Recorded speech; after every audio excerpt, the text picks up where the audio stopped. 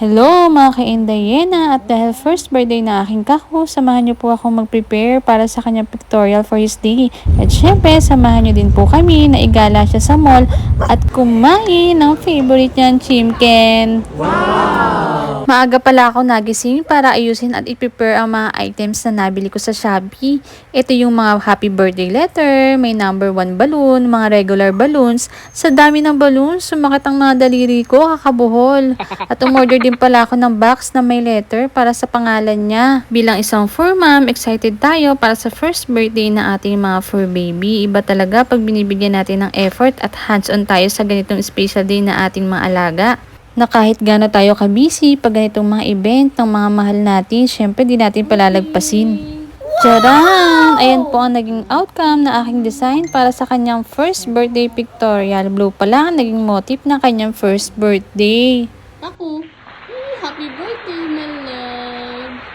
Bumili rin po pala ako ng follow shirts sa Laurbet on Call. At dahil gutom na ang aking kako, naglaga po ako ng chicken breast para sa kanyang breakfast.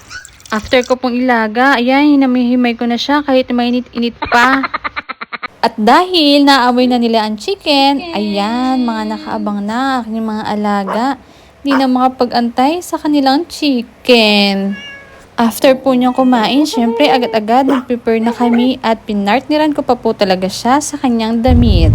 On the way na po pala kami niyan sa mall at dito po pala kami sa SM City Cabanatuan. Dito ko po siya madalas na ginagala. At dahil Jollibee Chicken ang favorite niya, dito po kami kakain sa Jollibee. Favorite niya po talaga ang chicken pero it's not good to them. At dahil birthday niya ngayon, pagbigyan natin ng ating birthday celebrant. Sa Jollibee, pinaka-saya! At umorder din pala ako ng McDo kasi gusto ko ng chicken fillet.